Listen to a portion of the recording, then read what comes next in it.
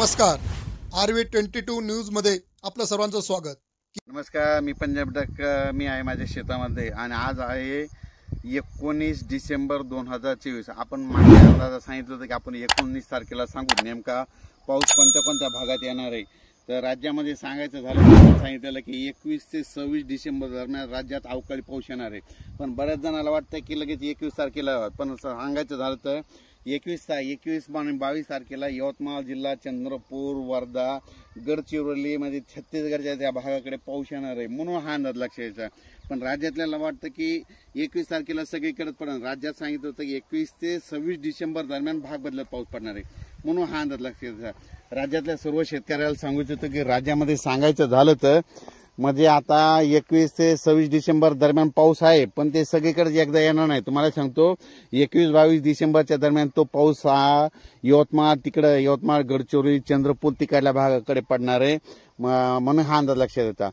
पण राज्यात मात्र 25 डिसेंबर, 26 आणि 27 डिसेंबर दरम्यान परत भाग बदलत पाऊस असणार आहे म्हणून हा अंदाज लक्षात येतात. म्हणजे 24ला पुन्हा विदर्भाकडे असेल, ते 25ला ते पाऊस पुन्हा मराठवाड्याकडून इकडं पश्चिम महाराष्ट्राकडे येईल म्हणून हा अंदाज लक्षात येतात.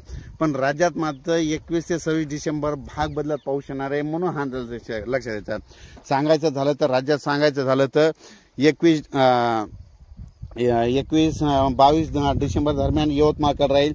23ला तो पाऊस परत तिकडं नागपूरकडेच राहील आणि 24ला थोडं पुन्हा वातावरण चेंज होईल आणि लगेच 25ला पुन्हा मराठवाडा आणि इकडं म्हणजे जळगाव, संभाजीनगर, इकडं जालन्याचा भाग, बुलढाणा, अमरावती, अकोला, वर्धा, त्याच्यानंतर परभणी, जालना, त्याच्यानंतर नगर जिल्हा, श्रीरामपूर, शिर्डी, वैजापूर, गंगापूर हे प्रसार करत असंच इकडं बीड जिल्ह्याकडून धाराशिव, लातूर असंच इकडं जतपर्यंत असं ह्या पट्टा पडणार म्हणून हा अंदाज आहे.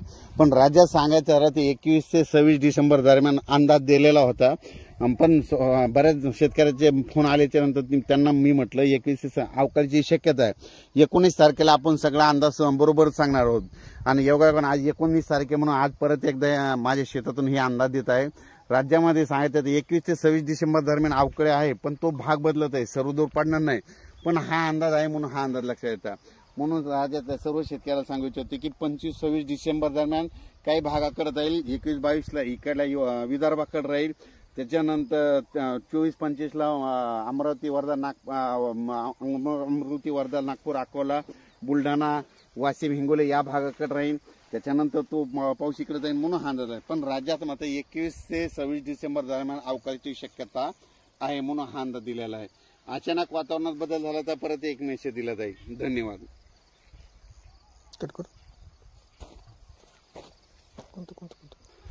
परत एकदा राज्यातल्या सर्व शेतकऱ्याला सांगतो की राज्यामध्ये 21-22च्या दरम्यान यवतमाळ, गडचिरोली, वर्धा तिकडल्या म्हणजे पूर्व विदर्भाकडे असणार आहे. त्याच्यानंतर 24-25ला परत तो पाऊस इकडे अलकड सरकत येईल.